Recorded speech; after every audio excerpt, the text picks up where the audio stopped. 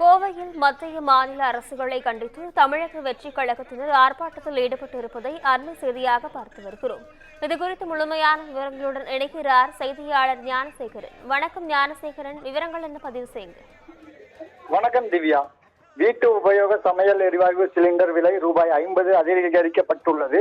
இந்த விலை உயர்வு அமலுக்கு வந்துள்ளது. சர்வதேச சந்தை நிலவரம் மற்றும் அமெரிக்க டாலருக்கு நிகரான இந்திய ரூபாய் மதிப்பு ஆகியவற்றை அடிப்படையாக பெட்ரோல், டீசல், சமையல் எரிவாயு சிலிண்டர் விலை எண்ணெய் நிறுவனங்கள் மாதந்தோறும் நிர்ணயம் செய்கின்றன.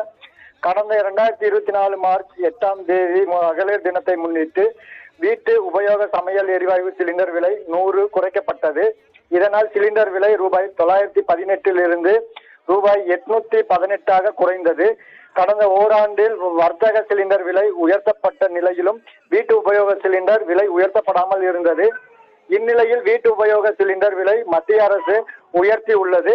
இதன்படி ரூபாய் 818.50 விற்கப்பட்ட சிலிண்டர் விலை ரூபாய் 50 உயர்த்தப்பட்டு ரூபாய் 868.50 அதிகரித்து உள்ளது. இதேபோல் உஜ்வாலா திட்டத்தின் கீழ் மானிய விலையில் வழங்கப்படும் சிலிண்டரின் விலையும் ரூபாய் 550 அதிகரித்து உள்ளது. இந்த விலை உயர்வால் இல்லத்தரசிகள் கவலை அடைந்துள்ளனர்.